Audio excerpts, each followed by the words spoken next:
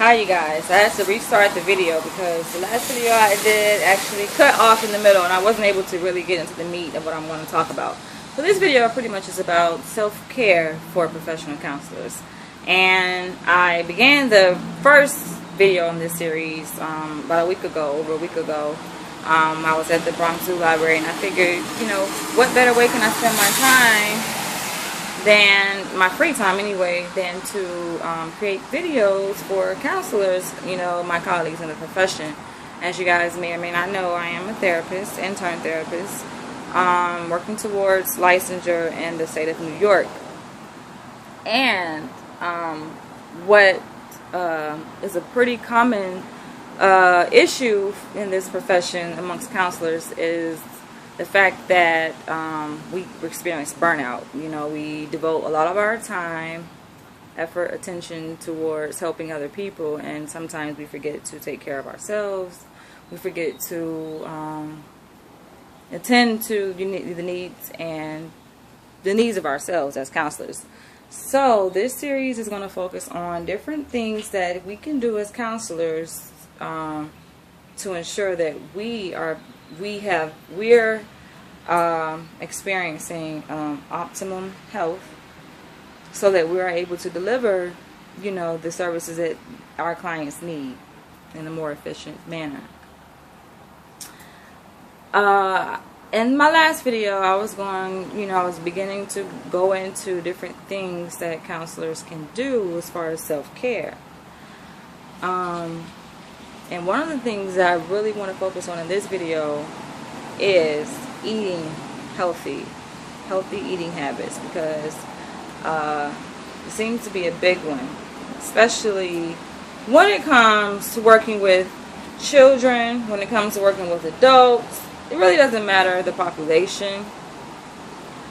What matters is the nature of the work, and the work is very stressful because we're talking about working with people who have mild to serious mental illnesses, and these people need help. They need help being able to adjust to life.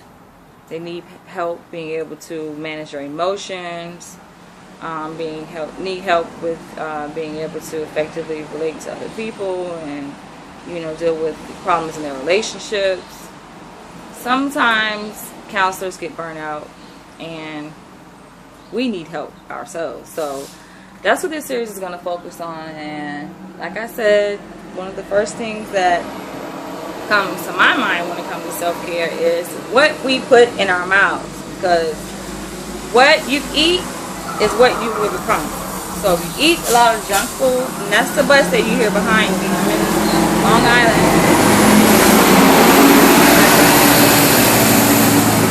That's just messing up my video. But what we eat, what we put into our systems and our bodies, greatly affect how we feel on the inside. And so I am going to reveal some things about my own diet that needs to change. First and foremost, fatty foods. I am a big fan of fried food. I am from the South, and anybody from the South knows we love some fried chicken. So that's one of my favorite dishes. That's my favorite delicacy is eating fried chicken. French fries go hand in hand.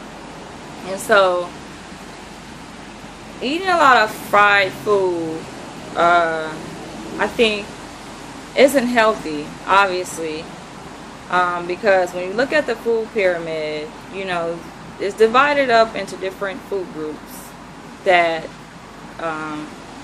nutritionists and people who study medicine believe that should be proportionate to the number of calories that we are on average should take on a daily basis. And so when we think about eating fried food, that falls into a number of